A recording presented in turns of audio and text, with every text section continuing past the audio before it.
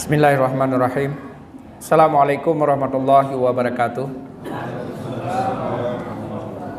Alhamdulillah. Allahumma shalli ala rasulillah wa ala alihi wa sahbihi wa mawala.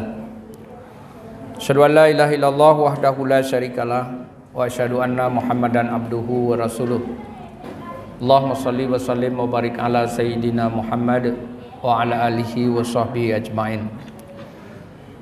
Bapak Ibu yang saya hormati, alhamdulillah kita mengucapkan puji dan syukur kita kepada Allah.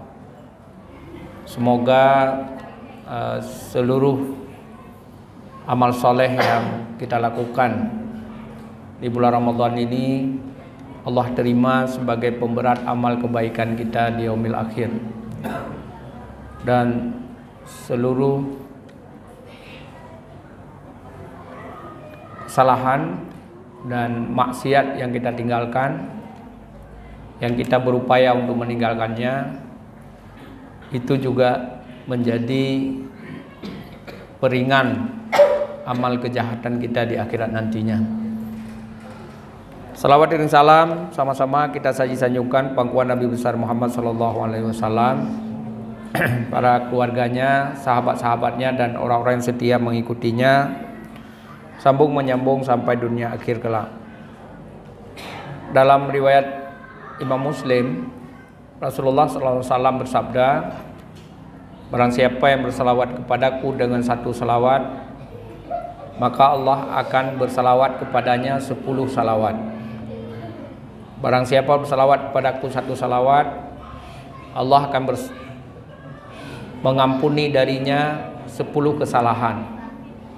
Barang siapa yang bersalawat kepadaku dengan satu salawat, Allah akan menambah baginya 10 kebaikan. Dan barang siapa yang bersalawat kepadaku dengan satu salawat, maka Allah akan meningkatkan 10 derajat. Kalau kita kaji-kaji, kita hitung-hitung, hampir tidak ada amal soleh yang menyamai setara dengan salawat kepada Rasulullah SAW. Kalau kita melakukan kebaikan, mungkin 1 kebaikan, 2 kebaikan, 3 kebaikan, 10 kebaikan. Kalau kita meninggalkan maksiat, 1 maksiat, 2 maksiat, 3 maksiat, 10 maksiat. Tapi Allah Subhanahu wa Ta'ala memberikan kepada kita 10 kebaikan, dihapus 10 kesalahan, itu karena bersalawat kepada Rasulullah SAW dengan satu salawat. Mana salawatnya? Salawat macam-macam, tapi yang masyhur, ijma' para ulama, yang masyhur adalah salawat Ibrahimiyah. Allahumma sholli ala Sayyidina Muhammad wa ala ali Sayyidina Muhammad kama shallaita ala Sayyidina Ibrahim wa ala ali Sayyidina Ibrahim, dan seterusnya. Dalam hadis-hadis yang sahih, Rasulullah juga mengajarkan kepada kita bagaimana kita bersalawat kepadanya. Dalam riwayat yang lain disebutkan salawat kepada Rasulullah SAW adalah Allahumma sholli ala Sayyidina Muhammad wa ala ali Sayyidina Muhammad. Itu yang paling pendek. Allahumma sholli ala Sayyidina Muhammad wa ala ali Sayyidina Muhammad. Itu yang paling pendek. Semoga hari-hari kita Allah ringankan bibir kita untuk bersalawat kepada Rasulullah SAW. Bapak Ibu yang dirahmati Allah Subhanahu wa Ta'ala, ada 8 hal yang tidak hancur ketika terjadinya kiamat. Jadi ketika seluruh alam ini hancur, seluruhnya saffan saffa, maka ada 8 hal yang tidak hancur. Yang pertama yang tidak hancur adalah arasy Allah Subhanahu wa Ta'ala. Yang kedua kursi Allah Subhanahu wa Ta'ala.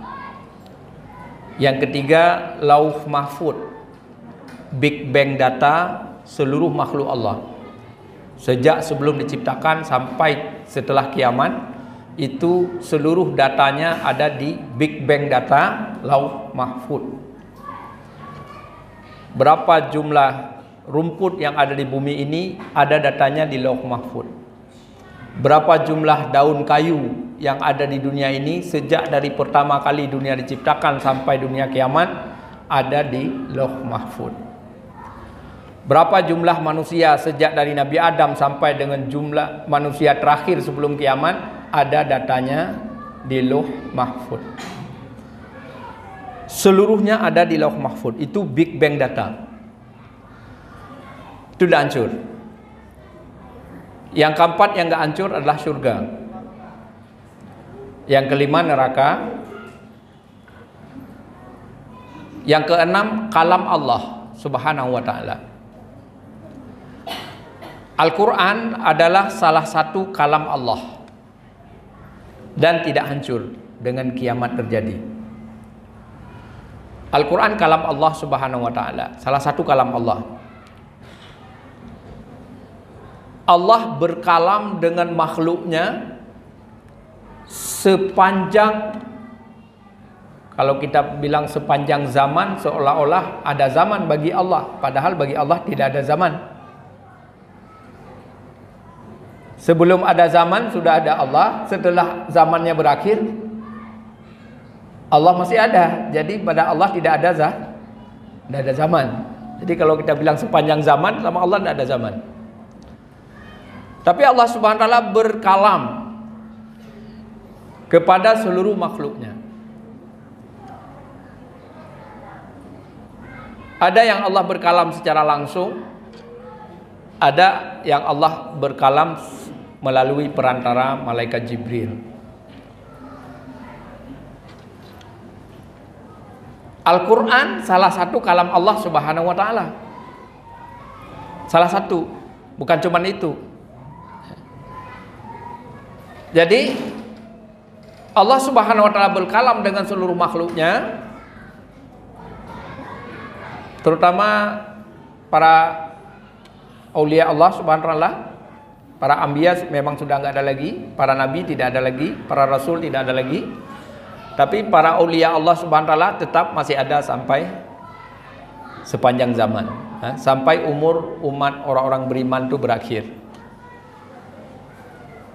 Karena akhir zaman yang pertama berakhir adalah umur orang-orang umatnya Nabi Musa. Itu akan berakhir dengan berakhirnya matinya Dajjal. Yang kedua akan berakhir umur umat Nasrani. Itu akan berakhir dengan berakhirnya kedatangan Nabi Isa alaihissalam. Jadi mereka yang meyakini Nabi Isa itu sebagai juru penyelamat dan Nabi Isa ada di hadapan mereka, saat itu akan terbagi dua. Kalau yang beriman dia akan masuk Islam, ikut Nabi Isa menegakkan syariah. Kalau yang tidak beriman maka dia memilih ateis, tidak beragama. Jadi kalau sekarang dunia ini kita lihat hampir semua negara sekarang menuju kepada tidak beragama.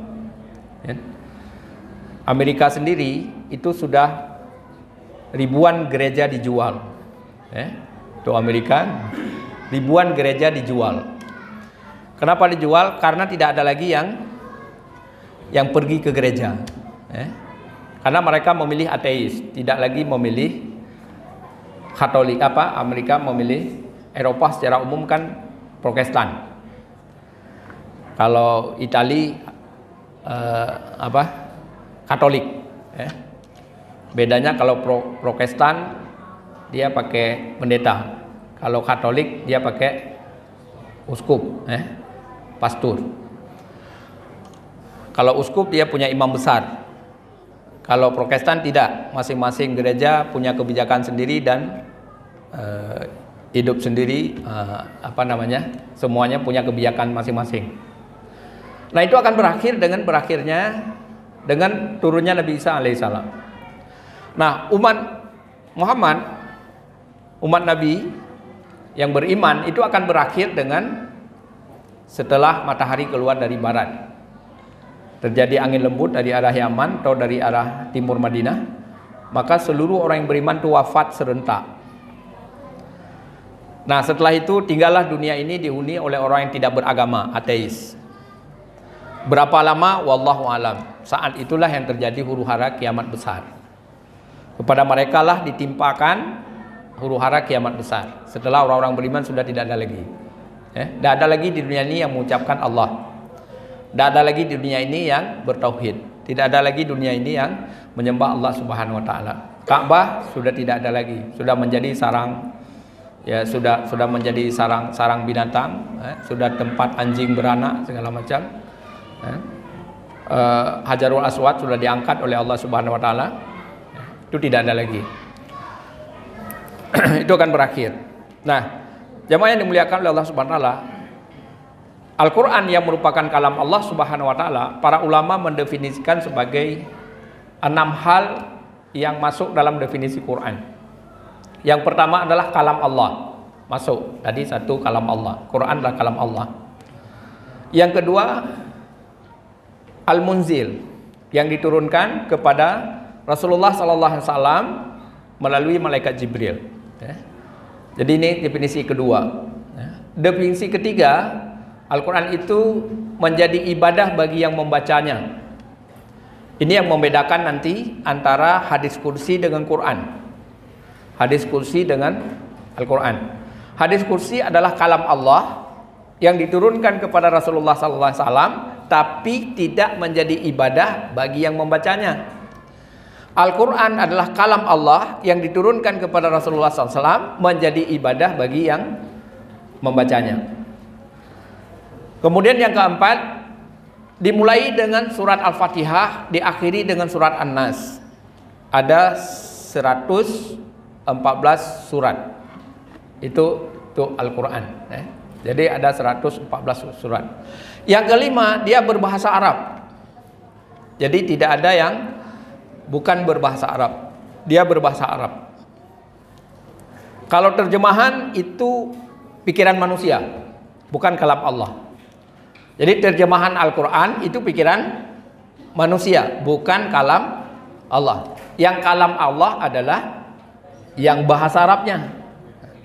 Al-Quran kebenarannya mutlak karena kalam Allah, tapi terjemahan bisa jadi salah. Tafsir bisa jadi keliru. Al-Quran kalam Allah kebenarannya mutlak. Tapi kalau tafsir, itu sudah masuk pikiran manusia. Terjemahan sudah masuk pikiran manusia. Dan beberapa terjemahan hari ini yang dianggap sudah tidak relevan lagi dengan zaman. Sebagai contoh,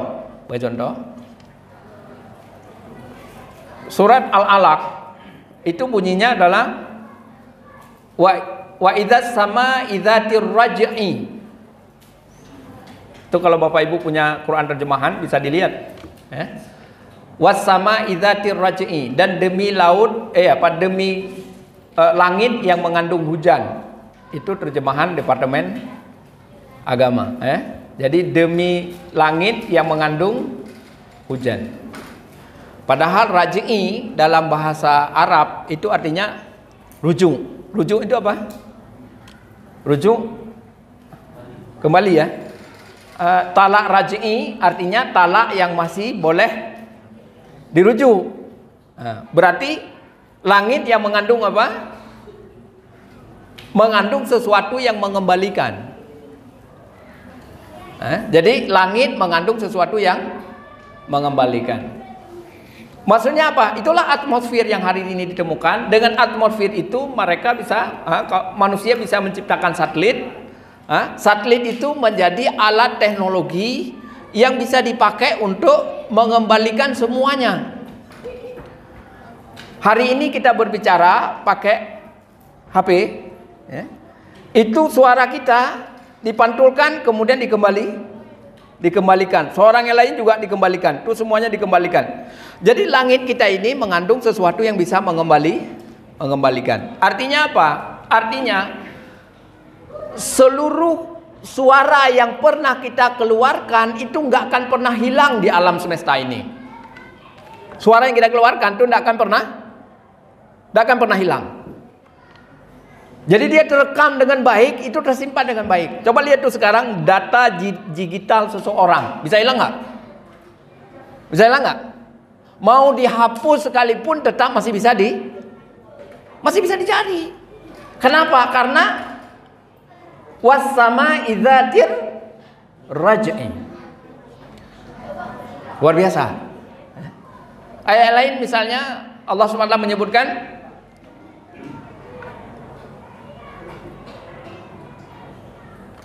walaqad khalaqnal insana min alaq. Dalam surah Al-Alaq apa bunyinya? Iqra bismi rabbikal ladzi khalaq, khalaqal insana min alaq.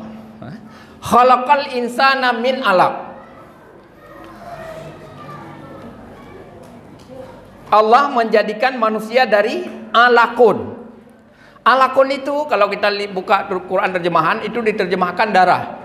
Al-Quran manusia diciptakan dari segumpal darah. Itu kalau kita buka Departemen Agama menerjemahkannya darah. Padahal arti bahasa Arabnya alaqun itu adalah sesuatu yang terkait, yang menempel. Alaq. Jadi misalnya apa? Mic ini kita tempel di dinding itu namanya alaqun. Yata'allaq. Jadi yata'allaq itu menempel. Hari ini kita bisa USG kandungan. Ternyata bayi itu lahirnya dari mana? Bayi itu ketika sperma bertemu dengan ovum, kemudian dia berhasil menempel di dinding uterus. Yang tidak berhasil menempel maka dia mati. Yang bisa jadi manusia yang berhasil menempel. Maha benar firman Allah, khalaqal insana min alaq. Allah jadikan manusia dari pembuahan yang menempel. Seumur-umur nggak mungkin darah bisa jadi manusia.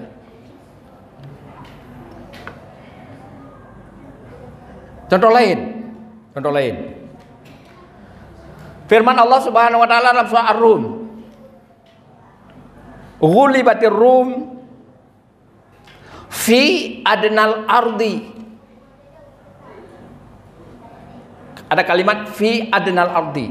Ghulibatir Rum, bangsa Rum itu dikalahkan oleh bangsa Persia. Itu fi adnal ardi. Ini Ustadz kita ini Pak Usama ini lagi membuka ini. Jadi surah Rum ayat kedua. Apa diartikan fi adnal ardi di situ? Diartikan bangsa Rum dikalahkan di negeri terdekat. Tidak tahu terdekatnya dari mana. Fi adnal ardi. Kalimat adna dalam bahasa Arab aslinya adalah rendah. Kalimat adna itu aslinya rendah. Bahasa Arab. Kalau kita artikan bangsa Rum akan dikalahkan di negeri terendah. Tahun 87 ditemukan foto satelit. Setelah itu bumi ini difoto. Setelah difoto dapatlah bahwa dataran tertinggi bumi ini adalah Mount Everest. Dataran terendah Bahrul Maut, tepi laut mati. Bahrul Maut, tepi laut mati. Itu perbatasan antara Tel Aviv dengan Yordania. Jadi tepi laut mati. Disitulah bangsa Rum dikalahkan oleh bangsa Persia. Benarlah firman Allah Subhanahu wa taala, "Ghulibatir Rum fi adnal ardi." Itulah negeri terendah, bukan terdekat. Nah, itu contoh tafsir. Itu contoh terjemahan. Jadi Al-Quran kebenarannya mutlak, tapi terjemahan belum tentu. Jadi itu. Ya sudah, nanti kalau terlalu banyak kita koreksi itu seolah-olah kita mengoreksi Departemen Agama. Jadi nggak sehat, nggak usah lah. Jadi Bapak Ibu yang berbahagia bahwa kalam Allah Subhanahu wa taala sebagai mukjizat yang ke-6 tadi. Pertama, kalam Allah. Kedua, diturunkan kepada Rasulullah SAW. Yang ketiga, menjadi ibadah bagi yang membacanya. Jadi kita baca Quran itu beda. Kita baca hadis, kita mendapat pahala ilmunya, pemahamannya dan pengamalannya. Kita baca Quran, kita dapat pahala hurufnya. Ilmunya lain, pemahamannya lain, pengamalannya lain lagi. Jadi bonusnya lain lagi. Jadi hurufnya saja itu dapat pahala. Rasulullah SAW menyebutkan, la aqulu alif lam mim harfun. Saya tidak bilang bahwa alif lam mim itu satu huruf. Walakin alif harfun, lam harfun, mim harfun. Alif satu huruf, lam satu huruf, mim satu huruf. Alif lam mim jadi 3 huruf. Kalau satu huruf dapat 10 pahala, 3 huruf dapat 30. Baca Bismillahirrahmanirrahim. Sudah dapat berapa?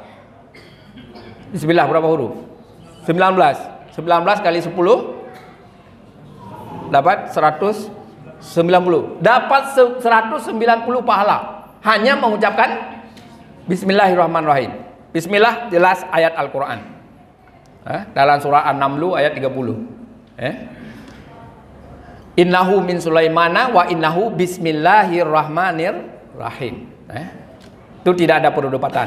Jelas Bismillah adalah ayat Al-Quran, bagian dari ayat Al-Quran.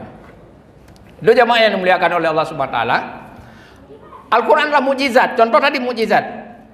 Jadi Allah berikan kepada nabi-nabi sebelum Rasulullah SAW itu adalah i'jaz maddi, mukjizat benda. Sedangkan Allah Subhanahu wa taala memberikan kepada Rasulullah SAW i'jaz ilmi, mukjizat keilmuan. Ini beda. Jadi Al-Quran itu sebagai mukjizat, bukan i'jaz maddi. Bukan menulis Al-Quran lalu masukin dalam apa? Nulis Al-Quran taruh di pinggang, kalau badannya kotor lebih masalah lagi ya. Nah, jadi bukan menulis ayat Al-Quran lalu ditempel di tempat-tempat tertentu, bukan itu mukjizatnya. Tapi mukjizatnya adalah i'jaz ilmi. Bahwa orang yang berilmu dengan ilmu Al-Quran, dia menjadi orang yang di atas rata-rata manusia. Kenapa? Logikanya sederhana. Al-Quran itu melampaui zaman. Kita hidup terbatas dengan zaman. Al-Quran hidup melampaui zaman. Al-Quran berlaku sejak dari diturunkan sampai dengan dunia kiamat.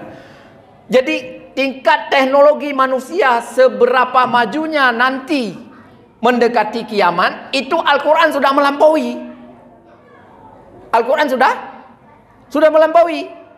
Artinya orang yang berilmu dengan ilmu Al-Quran, dia orang yang sudah melampaui zaman. Coba kita lihat. Ajaran komunis itu belum lama berlalu. Tapi tidak sampai umurnya 200 tahun sudah ditinggalkan oleh orang. Ajaran sosialis juga sama. Tapi lihatlah Imam Syafi'i rahimahullah. Kapan sudah wafat beliau? 1300 tahun yang lalu ya. Imam Syafi'i sudah wafat 1300 tahun yang lalu. Hari ini pikirannya masih relevan. Hari ini pikirannya masih dipakai oleh umat, masih dijadikan pedoman, masih relevan pikirannya. Imam Malik rahimahullah, fatwa zakat beliau yang belum pernah kebayang di zaman itu. Fatwa zakat rumah sewa udah difatwa sama Imam Malik. Udah ada fatwanya. Hari ini orang bikin rumah untuk disewakan. Nah, fatwa zakatnya sudah difatwakan oleh Imam Malik berapa? 1300 tahun yang lalu. Kenapa ijtihad mereka itu melampaui zaman? Bukan cuma ratusan tahun, tapi sudah ribuan tahun. Karena ilmu mereka adalah i'jaz ilmi, mukjizat ilmu. karena berinteraksi dengan Al-Quranul Karim. Jadi siapa orang paling hebat di dunia ini? Orang paling hebat di dunia ini adalah orang yang mampu menerjemahkan Quran dalam kehidupannya. Itulah orang paling hebat. Baik ilmunya, baik peradabannya, baik akhlaknya, baik kepribadiannya, kesehariannya, lingkungannya, rumah tangganya, mampu ditata dengan tatanan Quran. Apalagi negaranya mampu ditata dengan tatanan Quran. Itulah negara yang termaju di dunia. Kenapa termaju di dunia? Karena Al-Quran melampaui zaman. Quran itu melampaui zaman. Hari ini kita mengalami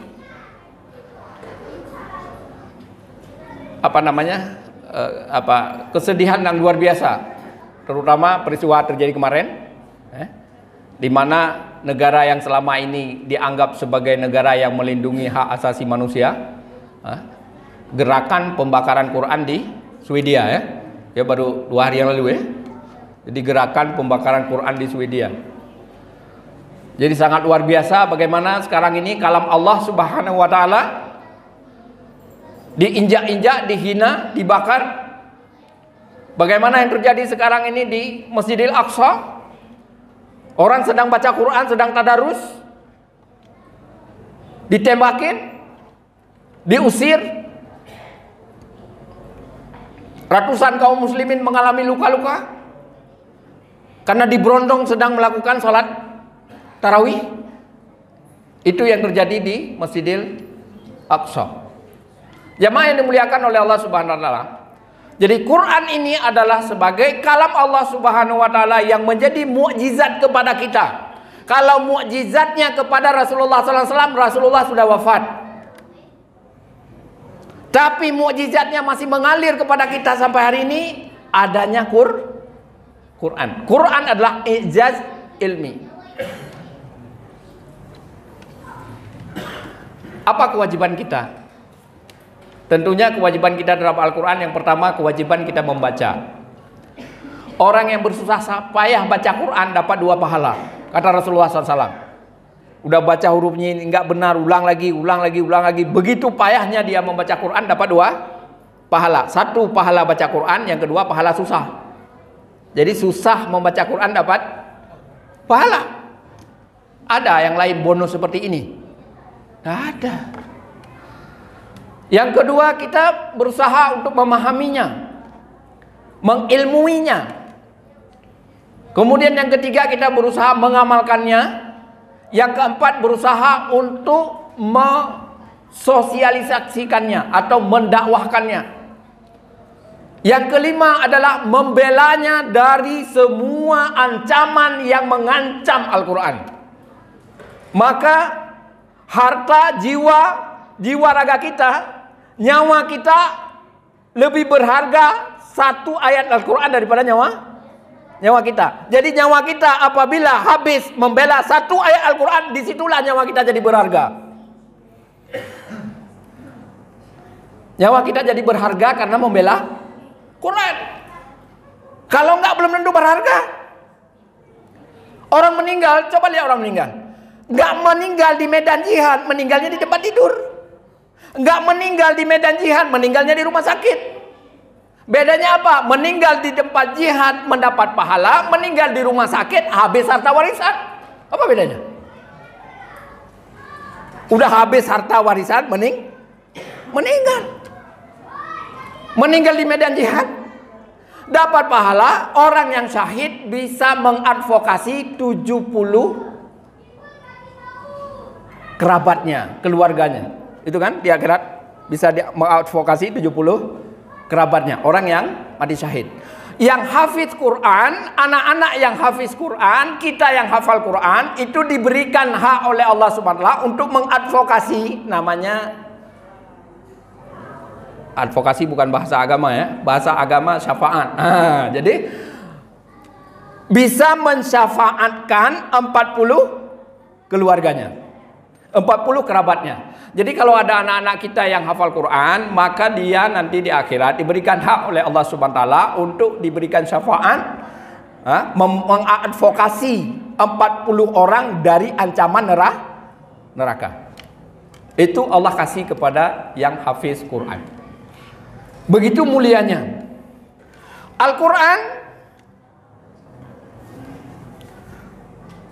Siapa yang membaca surat Al-Baqarah, membaca surat Ali Imran, maka surat Al-Baqarah dan Ali Imran itu akan menjadi teman di kuburnya. Jadi ketika kita dikuburkan, masuk ke alam barzah, maka di samping kita ada pria ganteng, murah senyum, pandai ngobrol. Ada wanita cantik, ini bagi ibu-ibu, murah senyum, pandai ngobrol, pandai mengajak kita berbicara, itu di alam kubur. Makanya kehebatan orang yang selalu membaca Al-Quran, itu di alam kubur, dia tidak merasa kiamat terjadi. Padahal dia sudah hidup, sudah hidup di alam barzah itu sudah ratusan tahun. Dan bisa jadi ribuan tahun. Tapi tidak merasa. Kenapa? Karena dia asik ngobrol. Allah kasih temannya itu surah Al-Baqarah sama surat Ali Imran itu asik ngobrol, tahu-tahu kiamat. Gak terasa lamanya di alam kubur. Siapa yang membaca surat Al-Muluk, mengamalkan surat Al-Muluk setiap malam, maka Allah Subhanahu wa taala menjamin tidak akan terkena azab kubur. Jadi kalau mau sukses di kubur, baca surat Al-Muluk tiap malam. Itu kalau mau sukses di kubur. Nanti kalau mau sukses di akhirat, terus setiap amal saleh kita itu akan memberikan syafaat. Di padang mahsyar itu yang paling besar syafaatnya adalah sedekah.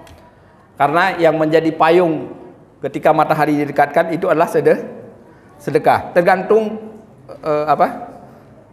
sedekah kita. Kalau kita bersedekah 10.000 ya kira-kira sendirilah payungnya kayak apa gitu. Cuma kalau mau payungnya itu betul-betul mendinginkan kita, ya disesuaikanlah sedekahnya. Ya, itu. Karena itu syafaat sedekah adalah menjadi payung di akhirat. Syafaat baca Quran menjadi teman di kubur. Ya. Masing-masing ada syafaat. Nanti ada syafaat ketika ditimbang. Di timbangan, di timbangan syafaat, di timbangan apa? Pertama salawat kepada Rasulullah SAW, yang kedua membaca Subhanallah wa bihamdihi subhanallahil azim. Itu yang akan memberatkan timbangan. Nanti ketika kita lewat titian api neraka, itu ada syafaat amal soleh. Amal soleh apa yang kita harus lakukan supaya sukses di sini? Jadi masing-masing fase ini itu ada tuntunannya. Masing-masing fase ini ada ibadahnya agar kita bisa sukses. Mudah-mudahan yang dimuliakan Allah Subhanahu wa taala. Sisanya nanti kita akan lanjutkan pada pertemuan berikutnya. Aku qouli hadza wa astaghfirullah li wa lakum. Assalamualaikum warahmatullahi wabarakatuh.